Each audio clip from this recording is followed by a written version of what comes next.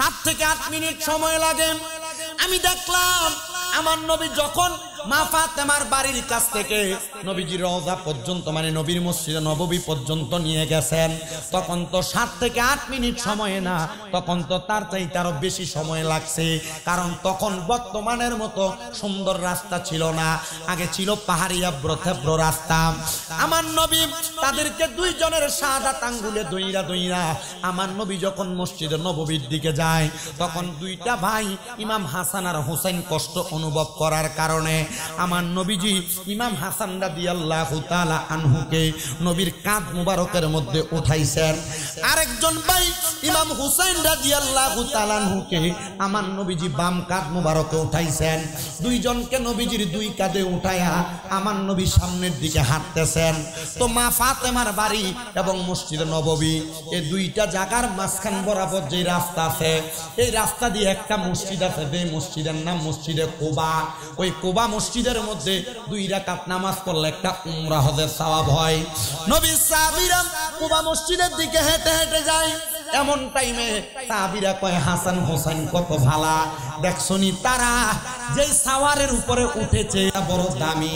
আমার নবীজি এই কথা শুই না তাদের দিকে তাকাইলেন আর ডাক দিয়ে বললেন, হে সাহাবায়ে কেরাম, শুনো শুনো, শুধু সাওয়ার দামি না, সাওয়ারের উপরে যে 2টা সাওয়ারি দেখো, মানে হাসান আর হুসাইন, সাওয়ার যেমন দামি, সাওয়ারি 2 জন তেমন দামি।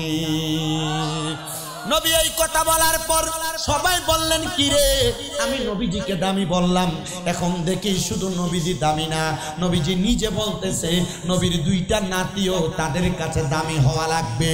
হে আমার মুসলমানেরা, আউলিয়ার বাগের জান্নাতের বাগান মাহফিলে আপনারা যারা বসলেন, একটু অন্তরের কানটা লাগে বয়ানটা শ্রবণ করার চেষ্টা করেন।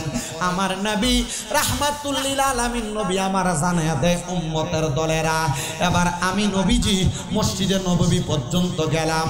মসজিদে নববীতে যাওয়ার পরে এমন টাইমে আমি নবীর কাছে আগমন করলো ফেরেশতা হযরতে জিবরাইল আলাইহিস সালাতু ওয়াস সালাম। জিবরাইল আইসা আমি নবীরে ডাক দিয়ে কই, ইয়া রাসূলুল্লাহ, ইয়া হাবিবাল্লাহ, নবী গো, আপনার যে 2টা নাতি, এই 2টা নাতিরে আমার আল্লাহ তাআলা বলেছেন আল্লাহর রাস্তায় কুরবানি করার জন্য। আমার নবী কান্দে আর ডাক দিয়া কয়, ও জিবরাইল ফেরেশতা গো, আপনার কাছে বলতে চাই, আপনি শুনেন, আমি নবী তো এই 2টা নাতিরে বড় ভালোবাসি, বড় মোহাব্বত করি, এই জন্য আমি দয়াল নবী রাহমাতুল লিল আলামিন নবীজি আমার নাতিদেরকে আল্লাহর রাস্তায় দিতে পারবো না। জিবরাইল বলে, নবী আল্লাহর ফয়সালা আপনি কি মানবেন না? বলে, হ্যাঁ রে জিবরাইল, আমি আল্লাহর ফয়সালা মেনেছি। আমার আল্লাহকে বলবাম আমার 2টা নাতির বদৌলতে আমি নবীর যেই 2টা সন্তান আছে, এই 2টা সন্তানকে যেন আমার আল্লাহ তাআলা নিয়ে যায়। এবার আমার আল্লাহ বলেছে, জিবরাইল যেহেতু আমার বন্ধু বলেছে হযরত ইমাম হাসান হোসেনকে ছাড়া নবীর 2টা ছেলেকে যেন নিয়ে আসে, যাও রে জিবরাইল। আজরাইল ফেরেশতার মাধ্যমে নবীর 2টা সন্তান হযরতে তৈয়ব এবং তহের, এই 2 জনকে আমি আল্লাহর রাস্তার মধ্যে নিয়ে আসো। এবার নবীজির 2 সন্তান ইন্তেকাল করেছে। ইন্তেকাল করার পরে হঠাৎ অল্প কিছুদিন পরে আমার নবীর কাছে আবার জিবরাইল ফেরেশতা আগমন করেছে। আগমন কইরা ডাক দিয়া কয়, নবী গো, আমার আল্লাহ বলেছে এবার আপনার এই 2টা নাতিকেও নাকি আল্লাহর রাস্তায় শহীদ হওয়া লাগবে। একজনকে 20 পান করায়া মারবো, আর একজনকে কারবালার ময়দানে শাহাদাত করব তলোয়ারের আঘাতে।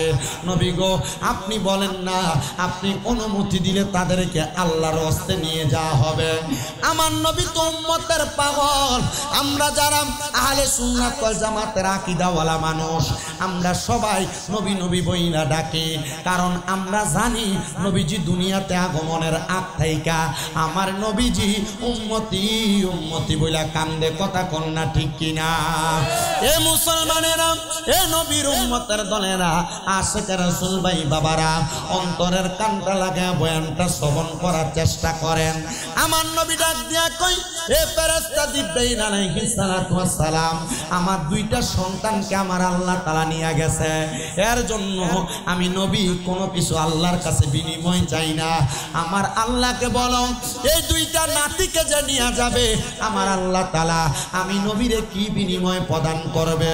আমার আল্লাহ জিবরাইলকে জানায়া দেয়, এ জিবরাইল, আমার আল্লাহ তাআলার প্যারা হাবিবকে বলে দাও না আমার বন্ধু নবীর দুইটা নাতির বিনিময় আমি আল্লাহর কাছে কি চাই। আমার নবী ডাক দিয়া কয়, রে জিবরাইল, আমার আল্লাহ তো জানে আমি নবী হইলাম উম্মতের দিওয়ানা, উম্মতের পাগল। আমার কলিজার টুকরা নাতিদের শাহাদাতের বিনিময়ে আমার আল্লাহ তাআলা যেন আমি নবীর লক্ষ লক্ষ কোটি কোটি গুনাহগার উম্মতকে মাফ করে দেয়। এ বন্ধু, শামে কারবালা নামক একটা কিতাব পড়লাম, যেটার লেখক চট্টগ্রামের জামিয়া আহমদিয়া সুন্নিয়া আলিয়া মাদ্রাসার আল্লামা আনিসুজ্জামান হুজুর কেবলা। উনি ওই কিতাবের প্রথম দিকে হযরতে আহলে বায়াতের পাগল, আহলে বায়াতের প্রেমিক, নবীজির কলিজার টুকরা নাতি হযরতে আহলে বায়াতের সদস্য ইমাম হুসাইনের ব্যাপারে লিখতেছেন। আমার আল্লাহ তাআলা জিবরাইলের মাধ্যমে খবর দিছে নবীজির নাতি ইমাম হুসাইন কারবালার ময়দানে শাহাদাত বরণ করলে ওনার যত ফোঁটা রক্ত মুবারক মাটির মধ্যে পড়বে, ওনার প্রত্যেক ফোঁটা রক্ত মুবারক মাটিতে পড়ার কারণে আমার আল্লাহ তাআলা নবীজির লক্ষ লক্ষ গুনাহগার উম্মতকে মাফ করে দিবে। জোরে জোরে বলি সুবহানাল্লাহ। শুধু মাফ করবে না, শুধু মাফ করবে না, হযরত আব্দুল্লাহ ইবনে আব্বাস রাদিয়াল্লাহু তাআলা আনহু, যিনি উপাধি ছিল রইসুল মুফাসসিরিন, পৃথিবীর সবচাইতে শ্রেষ্ঠ মুফাসসির ছিলেন হযরত আব্দুল্লাহ ইবনে আব্বাস রাদিয়াল্লাহু তাআলা আনহু। তিনি বলেন, হে জগতের মানুষ, যেদিন 10 মুহররমের রাত্রিবেলা হইল, সন্ধ্যাবেলা হইল, আমি মক্কা শরীফে হাতিমে কাবা একটা জায়গা আছে, মক্কার একটা সাইডে দেখবেন এভাবে গোল করে বাউন্ডারির মতো করা। আমি আব্দুল্লাহ ইবনে আব্বাস ওই হাতিমে কাবার সাথে হেলাম দিছিলাম। আসরের পরে সারাদিন কর্মযজ্ঞ করার কারণে আমি আব্দুল্লাহ ইবনে আব্বাস ক্লান্ত হইয়া আমি ওই হাতিমে কাবার সাথে হেলাম দিয়া ঘুমায়া গেছি। এমন টাইমে আমি যখন ঘুমায়া গেলাম, হঠাৎ করে আসরের পরে আমি স্বপ্ন দেখলাম আমার নবীজি শরীর মুবারকের পাঞ্জাবি মুবারক আছে, নবীজির লুঙ্গি মুবারক পরা, কিন্তু আমার নবীজি মাথার মধ্যে কোনো পাগড়ি নাই, টুপি নাই, খোলা চুলে এলোমেলো অবস্থায় আমার নবীজি কারবালার ময়দানের মধ্যে হাজির হয়ে গেছে। নবীজির হাত মুবারকের মধ্যে একটা পেয়ালা দেখা যায়। আমি তাকে দেখলাম আমার নবীজির দাড়ি মুবারক এবং ঠোঁট মুবারকের মধ্যে ধুলা বালিয়ার রক্ত লেগে আছে। আমি শুধু এইটা দেখি নাই, আমি দেখলাম ধুলা বালিয়ার রক্তগুলার সাথে আমার নবীজি কারবালার ময়দানে, কারবালায় যে শহীদ হয়েছে ইমাম হুসাইন, ওনার রক্তগুলো নবীজির হাত মুবারক দিয়া কোষ করে করে নিচ্ছে। আমি জিজ্ঞাসা করলাম, ইয়া রাসূলুল্লাহ, ইয়া হাবিবাল্লাহ, নবী গো, আপনি বলেন না গো নবী, আপনি কেন কারবালার ময়দানে রক্তগুলো এমন ভাবে নিচ্ছেন, আর আপনার ঠোঁট মুবারক, আপনার মুখ মুবারকের মধ্যে কেন ধুলাবালি দেখা যায়? আমার নবী হযরত আব্দুল্লাহ ইবনে আব্বাস কি উত্তর দেয়, রে আব্দুল্লাহ ইবনে আব্বাস, কারবালার ময়দানে দুষ্ট এজিদ পাপাচারীর দলেরা আমার ইমাম হুসাইনকে শহীদ করে দিয়েছে। হুসাইনের মাথা মুবারক একদিকে পড়ে আছে, দেহ মুবারক একদিকে পড়ে আছে, আর আমি দয়াল নবী এই হুসাইনের শরীর মুবারকের প্রত্যেকটা অঙ্গ প্রত্যঙ্গে সব সময় চুম্বন করেছি। আমি নবীজি এই কারবালার ময়দানে যাইয়া ইমাম হুসাইনের ধুলাবালি যুক্ত এই মুখের মধ্যে আমি নবীজি চুম্বন করার কারণে আমি নবীজির মুখ মুবারক এবং ঠোঁট মুবারকে, দাড়ি মুবারকে ধুলাবালি দেখা যায়।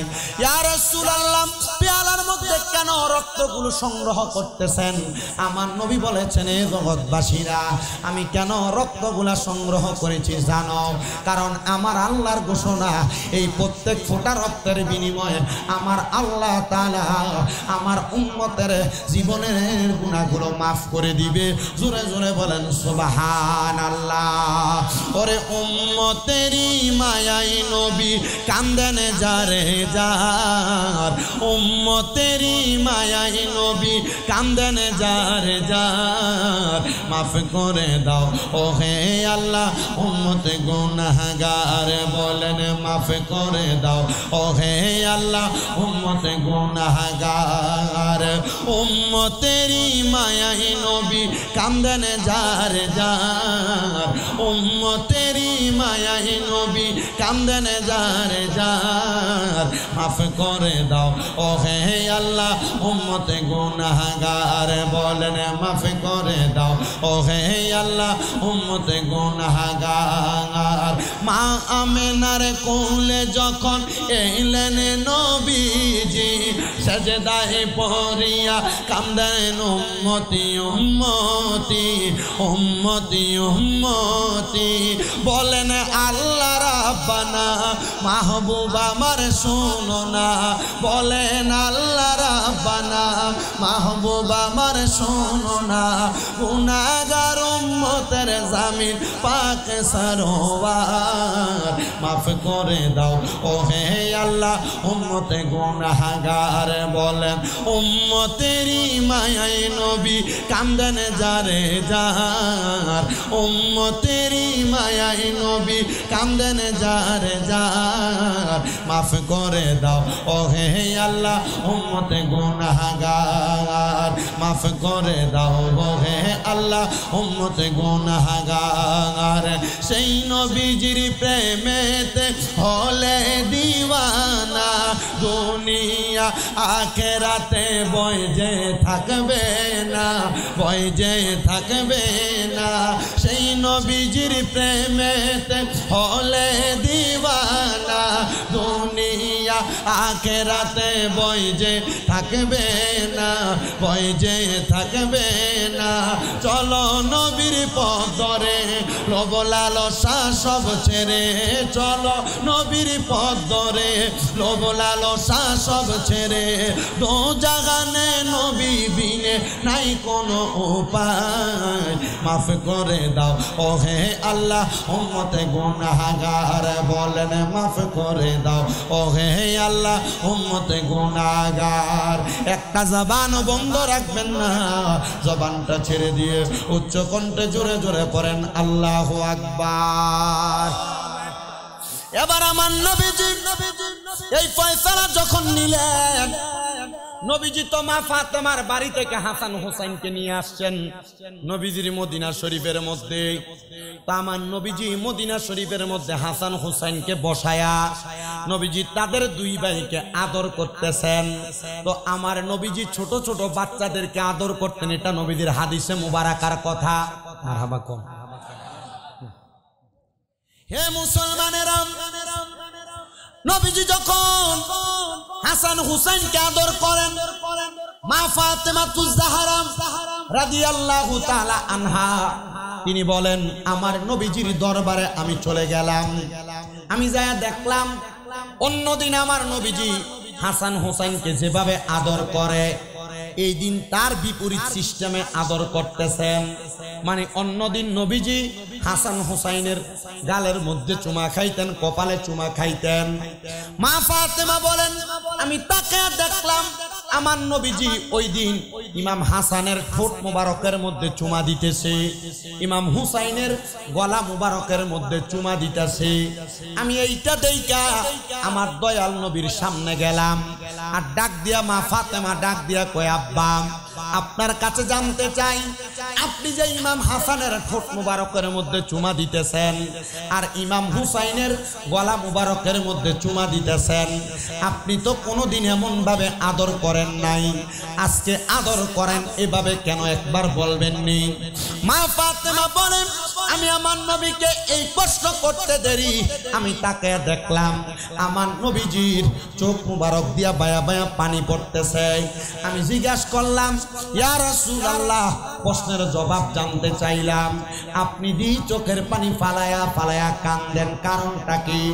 দয়াল নবী রাহমাতুল লিল আলামিন নবী কান্দে আর কয় রে ফাতেমা, আমি ইমাম হাসানের ঠোঁট মুবারকে কি কারণে চুমা দিছি জানো? ইমাম হাসান ইসলামের দাওয়াত দিতে যাবে, আর কিছু ভণ্ড মুনাফিকরা এই ইসলামের দখলদারিতা নেওয়ার জন্য এবং কারবালার ময়দান সহ মক্কা মদিনার দখলদারিতা নেওয়ার জন্য আমার ইমাম হাসান রে তারা বিষ পান করে দিব, যেন বিষক্রিয়ায় আমার ইমাম হাসান মারা না যায়, ইন্তেকাল না করে, শাহাদাত বরণ না করে। আমি নবী এই জন্য ইমাম হাসানের ঠোঁট মুবারকের মধ্যে চুমা দিতেছি। নবী আমার যখন এই কথা বললেন, আমার নবীজিরে খাতুনে জান্নাত ফাতেমা কয় আব্বা, তো ইমাম হুসাইনের গলা মুবারকের মধ্যে কেন চুমা দিতেছেন? ডাক দিয়া কয়ে ফাতেমা, হুসাইন রে কারবালার ময়দানে দুষ্ট ইয়াজিদ পাপাসারেরা কতল করব, যেন ওনার গলার মধ্যে তরবারি চালাইলে ওনার গর্দান আলাদা না করতে পারে, এই জন্য আমি নবীজি ওনার গলা মুবারকের মধ্যে চুমা দিতেছি। যেমন কথা তেমন কাজ, আমার নবী দুনিয়া থেকে বিদায় হয়ে চলে গেছেন। নবীজির মেয়ের জামাতা হযরত আলীও বিদায় হয়ে চলে গেছেন, হযরত মা ফাতেমা উনিও বিদায় হয়ে চলে গেছেন। এমন টাইমে ওই কুফা নগরীতে ইমাম হাসান রাদিয়াল্লাহু তাআলা আনহু সহ ইমাম হুসাইন রাদিয়াল্লাহু তাআলা আনহু তারা দুইজন একসাথে গিয়েছেন সফর করার জন্য। ওই কুফা নগরীর মানুষ ইমাম হাসান রাদিয়াল্লাহু তাআলা আনহুরে তারা একবার না দুইবার না তিনবার না ৬ বার শরবতের সাথে বিষ পান করায়া দিছে, কিন্তু ইমাম হাসান রাদিয়াল্লাহু তাআলা আনহু উনি ইন্তেকাল করেন নাই। কারণ ইমাম হাসান রাদিয়াল্লাহু তাআলা আনহু বলতেছে, সোনরে জগতের মানুষের দলেরা, আমি ইমাম হাসানের ঠোঁট মোবারকের মধ্যে আমার নানা মুহাম্মাদুর রাসূলুল্লাহর চুম্বন লাগছে, এই জন্য আমি ইমাম হুসাইনকে যতবার বিষ পান করাক না কেন আমি ইমাম হাসান শাহাদাত বরণ করব না। মুহাব্বতে কোন সুবহানাল্লাহ। ইমাম হাসানকে সপ্তমবার বিষ পান করায় 7 বার। সপ্তমবার যখন বিষ পান করায়, ওই বিষের সাথে আরবের মরুভূমির ছোট ছোট নুরি পাথরকে বাইটা বাইটা ইমাম হাসানের বিষের সাথে মিশিয়ে দিছেন। তো ইমাম হাসান বিষক্রিয়া ইন্তেকাল করেন নাই, উনি ওই পাথরের বিষক্রিয়ার পরে পাথর যখন পেটে গিয়েছে, ওই পেটের পীড়ার কারণে ইমাম হাসান রাদিয়াল্লাহু তাআলা আনহু ইন্তেকাল করেছেন। কিন্তু যখন ইমাম হাসানের রূহটা বের হয়ে যাবে, এমন টাইমে দুনিয়াতে কোনো মানুষ আমরা ব্যথা পাইলে কোনো জায়গায় উষ্ঠাও যদি খাই, আমরা মাগবো কয়া আল্লাহ গো কয়া চিল্লানি মারি, কিন্তু ইমাম হাসান উনি নানা গো কয়া একটা চিল্লানি মারছে। উনারে চিৎকার শুনে ইমাম হুসাইন দৌড়ে ইমাম হাসানের কাছে যা ডাক দিয়া কয়, ভাইজান আপনি যে নানা গো কয়া চিল্লানি মারলেন কারণটা কি? বলে, ও ভাই, আমারে আরবার বিষ পান করানো হয়েছে, তবে এই বিষটা অন্য কোনো বিষের মতো না, তারা মনে হয় বিষক্রিয়া শরবতের সাথে তারা অন্য কোনো পদার্থ মিক্স করে দিছে, এজন্য আমার কলিজাটা মনে হয় খান খান হয়ে যাচ্ছে, ছিঁড়ে যাচ্ছে। হে ভাই ইমাম হুসাইন, শেষ বেলায় আমি তোমার কাছে একটা আবদার কইরা দিয়া যাই। বলে, কিসের আবদার করবেন বলেন না?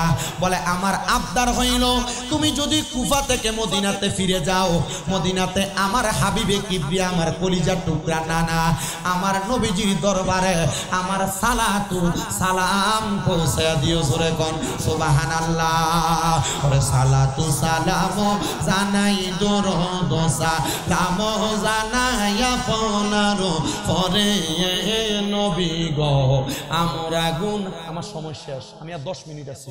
সালাতু সালাম জানাই দরুদ সালাম জানাই আপনার পরে নবী গো আমরা গুনাহগারে। সালাম আমরা গুনাহগারে গো জানাই আমরা গুনাহগারে সালাম আমরা গুনাহগারে গো জানাই আমরা গুনাহগারে হে নবী গো আমরা আপনাদের একবার আসতে পড়তেছে একটু মোহাব্বতে পড়তে অসুবিধা হইতেছে না আমি 9:15 পর্যন্ত আছি এটা আপনাদের বিষয় আপনারা বক্তা নিলাম আমি একদম হুজুর চলে আসছে আপনারা এটা কইরা লাভ নাই হুজুরে নিয়ে আসেন অসুবিধা নাই এটা টেনশন করার দরকার নাই কালকে আবার আইতাছে দুলালপুরে এনে খাদা রাস্তা না ইনশাআল্লাহ কালকে গেলে হয় না আবার ওয়াজ হলাম কি হইব ইনশাআল্লাহ আপনার কি কষ্ট হইতাছে অসুবিধা হইতাছে আমি আমার পুরা সময় ওয়াজে দিছি কিন্তু যেহেতু এলাকার নেতৃত্ব স্থানীয় ব্যক্তিবর্গ আসছে কিন্তু উনি আওনের আগেও ফাও 10 মিনিট 12 মিনিট সময় নষ্ট করছে উনি আওনের আইয়া আপনারা এতলা মানুষ আসিলেন না উনি থাওনে শুধু সাইডে দিয়ে ওনার নেতৃবৃন্দ যারা আইছে লগে এরাই ছিল এরা চলে গেছে কিন্তু আমার যদি এই 10-12 মিনিট সময় দিতাম আমি পুরাটা প্যান্ডেল পুড়িয়ে দিতাম পুড়িয়ে দিলে এরার সামনে উনি বক্তব্য দিয়ে মজাও পাইতো কি করার যেটা আসছেন উনি বক্তব্য দিচ্ছেন ওনাদের এখন একটা দেশের হাল ধরার লাগে ওনাদের একটা সময় দেওয়ার দরকার এর লাগে আমি অন্য জায়গায় হুজুরা যদিও নেতা খেতে উঠলে যদি ইয়া হইয়া জায়গা বিগড়ে জায়গা আমি বিগড়াই না আমি ওনারা আসছে ওনারা ওনার সময় কথা বলবে আমি সময় দিব কি হইব আমি স্টেজে বসে আমার সময় যেটা এটা দিয়ে দূর আমি ওয়াজ করি ঠিক না এজন্য আমি কোনো সময় নেতারা আইলে আমি সেতি না এটা আমার অভ্যাস মানে ঠিকঠাক আমি সেতি না আইব বক্তব্য দিবে এটি অন যদি আরো 10 জন আইনা বয় দেয় আমি আমার জাস্ট টাইম ওয়াজ শেষ আসসালামু আলাইকুম এটা আমার সিস্টেম তাহলে আপনারা আসেননি কতক্ষণ শেষ আমি যতক্ষণ কথা বলতেছি একটু গজলটা আমার লগে মোহাব্বতে কোন সালাতু সালাম জানাই দরুদ সালাম জানাই আপনার পরে নবী গো আমরা গুনাহগারে সালাম আমরা গুনাহগারে গো জানাই আমরা গুনাহগারে সালাম আমরা গুনাহগারে গো জানাই আমরা গুনাহগারে নবী গো আমরা গুনাহগারে নবী আপনি তো খোদার বন্ধু আমায় পার কইরা দেন বব সিন্ধু গো বলেন আপনি তো খোদার বন্ধু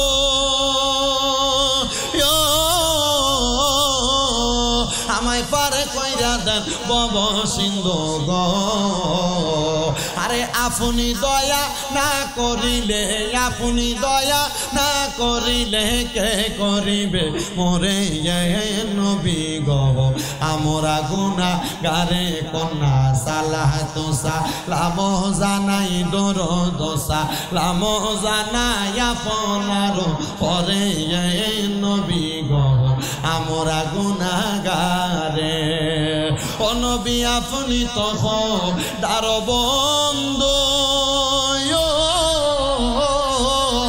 আমরারে পারে কইরা দেন বব সিন্ধু গো আরে আপনি মায়া না করিলে আপনি মায়া না করিলে কে করিবে মোরে নবী গো আমরা গুনাহগারে একটা জবান বন্ধ রাখবেন না জবানটা কইলা উচ্চ কণ্ঠে কন্যা ইয়া রাসূলুল্লাহ আমার এই হুমনার বাবারা হুমনার বন্ধুরা ইমাম হুসাইন ডাক দিয়া কয় ভাইজান আপনি তো এখন শাহাদাতের পেয়ালা পান করবেন কেন গো বারবার আমার নবীজির দরবারে সালাম দেওয়ার কথা বলেন বলে আমার নানারে যদি আমি সালাম না দেই আমি ইমাম হাসান ইন্তেকাল কইরা শাহাদাত কইরাও শান্তি পাবো না এ মুসলমান নবীজির রওজায় সালাম দেওয়া কত শান্তির জাননি আমি জানি ওই মদিনা থেকে আমি আসছি যে মাত্র 3 মাস 3.5 মাস হয় ওই মদিনা থেকে আসার পরে আর মদিনারে বলতে পারতেছি না আমার মনে শুধু একটাই আশা আর একবার যদি মদিনায় যাইতে পারতাম আর যতবার নবীর রওজায় সালাম দিবা আল্লাহর কসম করে বলি নবীর রওজার সামনে গেলে আজকে রাসূলের দিন দুনিয়ার কথা মনে থাকে না খানার কথা মনে থাকে না কারণ নবীর রওজার মধ্যে আশিকে রাসূলরা দেখলে দেখলে বড় শান্তি পেয়ে জন্য আশিক লেখে আরে সোনার মদিনা আমার পানের মদিনা সোনার মদিনা আমার পানের মদিনা সব বলিব কিন্তু তোমায় বলতে পারি না বলেন সব বলিব কিন্তু তোমায় বলিনি বলবো না বলতে পারি না বলেন ভুলিনি ভুলবো না বলতে পারি না সব বলিব কিন্তু তোমায় বলতে পারি না ইয়াসরিব নামে তুমি ছিলে অলক্ষণের দেশে বড়ই মারাত্মক যে ছিল তোমার পরিবেশ ইয়াসরিব নামে তুমি ছিলে অলক্ষণের দেশে বড়ই মারাত্মক যে ছিল তোমার পরিবেশ নবীর ছোঁয়া লেগে তুমি শাহে মদিনা বলেন নবীর ছোঁয়া লেগে তুমি শাহে মদিনা সব বলিব কিন্তু তোমায় বলতে পারি না সোনার মদিনা আমার প্রাণের মদিনা সব বলিব কিন্তু তোমায় বলতে পারি না সব বলিব কিন্তু তোমায় বলতে পারি না তোমার বুকে আমার নবীর কদম পড়েছে জান্নাতের বাগান তোমায় নবী বলেছে জান্নাতের বাগান তোমায় নবী বলেছে তোমার বুকে জিবরিল আমিন দরায় এসেছে নবীর ছোঁয়া লেগে তুমি শাহে মদিনা বলেন নবীর ছোঁয়া লেগে তুমি শাহে মদিনা সব বলিব কিন্তু তোমায় বলতে পারি না বলেন সোনার মদিনা আমার পানের মদিনা সব বলিব কিন্তু তোমায় বলতে পারি না ইমাম হাসান ডাক দিয়া কয় ও বড় ভাই হাসাইন হাসান হুসাইন ডাক দিয়া কয় বড় ভাই হাসান আপনার সালামটা আমি আমার নানা রওজা মুবারকে দিয়া দিব আপনি বলেন না কে আপনার বিষ পান করাইলো ইমাম হাসান কয় ভাইজান আমি তাদের নামটা এখন বলবো না বলে কেন গো বলে আমি যদি আপনারে বলি আপনি এই মুহূর্তে আপনার তরবারি দিয়া তাদের গর্দান আলাদা করে দিবেন কিন্তু আখিরি জামানার নবীর উম্মতেরা যে দুনিয়াতে থাকবে এই উম্মতেরা তো ইমানদার দাবি করব আমি এদেরকে দুনিয়াতে জীবিত রাইখা যাই যেন তারা এই লোকগুলার মাধ্যমে ইমানের পরীক্ষা দিতে পারে এই জন্য দেখবেন মাঝে মাঝে মুহররম মাস আসলে অনেক বাপের ফোলারা এরা এজিদে রহমতুল্লাহ আলাই কয় এরা কয় এজিদ কোরআনে হাফেজ ছিল তার কোনো দোষ ছিল না ওই এজিদ বাগিনীরা নবীর বংশরে আঘাত করছে ইমাম হুসাইন ডাক দিয়া কয় ভাই একবার বলেন না আপনি যদি ওই এজিদ বাগিনীর নামটা বলেন আমার তরবারি থেকে একজনও বাঁচতে পারবে না ইমাম হাসান ওই মৃত্যু যন্ত্রণা সহ্য করে আর আয়াত তেলাওয়াত করে ইন্নাল্লাহা মা'আস সাবিরিন নিশ্চয় ধৈর্য ধারণকারীর সাথে আল্লাহ আছে ও ভাই আমি যদি শাহাদাত বরণ করি গো আপনি জানেন নি গো আমার শাহাদাতের বিনিময়ে আল্লাহ তাআলা তো আমার নানার লক্ষ লক্ষ উম্মতের নাজাত দিয়া দিব এই জন্য আমি তাদের নাম বলি না আর একজন আসে এই কথাটা সুরে সুরে বলে আরে ও ভাই ওহে একবার শুনি আরে কে তোমারে খাওয়াইলো জহর নবীজির পরানি রে বাইরে আমার সোনার চন্দ্রমণি আল্লাহ বলে ও জিবরাইল জিবরাইল যাও না রে চলিয়া আরে ৭০,০০০ ফেরেশতা আনো জানাজার লাগিয়া রে বাইরে আমার সোনার চন্দ্রমণি আকাশ কান্দে বাতাসে কান্দে কান্দে দরিয়ার পানি আর দুই পুত্র রাইয়া কান্দে জান্নাতে ফাতেমা জননী রে বাইরে আমার সোনার চন্দ্রমণি ছোট ভাই কয় বড় ভাই রে, ও ভাই কেমনে যাও চলিয়া, আরে আজকে থেকে গেলাম গো আমি বাইহারা হইয়া রে, বাইরে আমার সোনার চন্দ্রমণি। এ দুনিয়ার মুসলমান, ইমাম হাসানের বিদায়ের পরে ইমাম হুসাইনকে 1200 মতান্তরে 1250 চিঠি দিছে, 1250 চিঠি। ইমাম হুসাইন রে কারবালাতে যাইতে দেয় নাই। ওই মদিনাবাসী ডাক দিয়া কয়, হুসাইন যদি তুমি কারবালার ময়দানের মধ্যে যাও, ওই এজিদ বাহিনী তোমারে কতল করে ফেলবে, যাইও না রে, যাইও না, কারবালার ময়দানে যাইও না।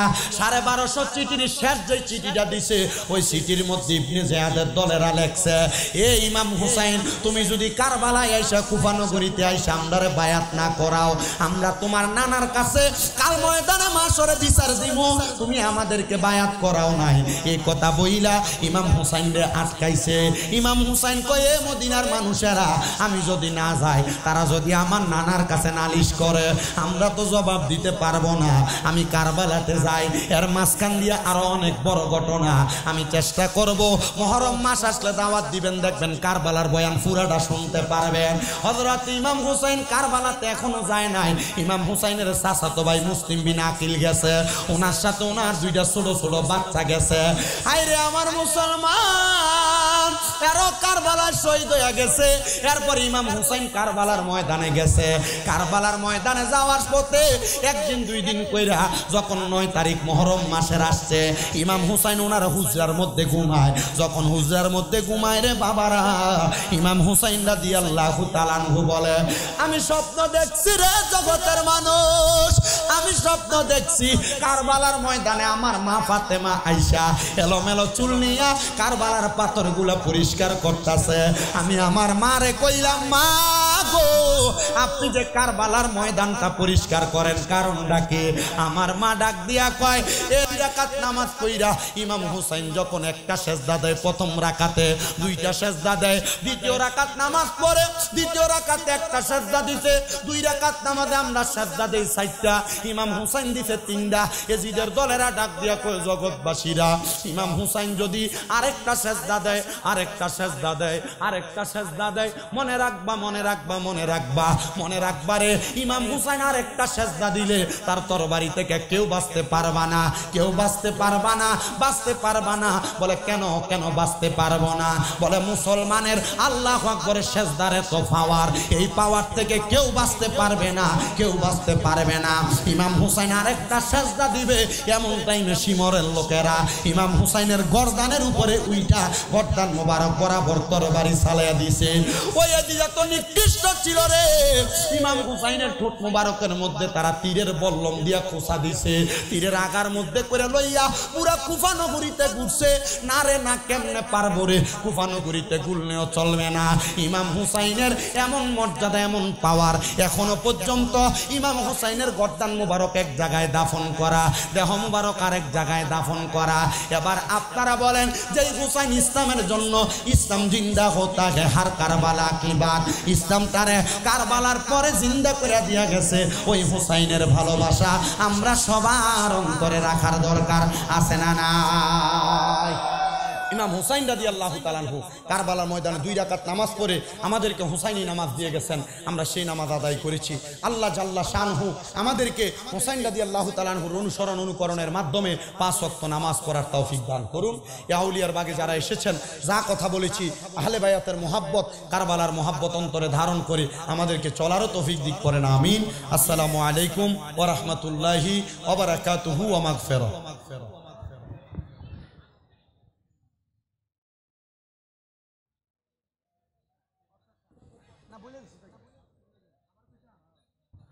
আগামীকালকে আমার দুলালপুর খাজার আস্তানায় মাহফিল, ইনশাআল্লাহ আপনারা সবাই যাবেন।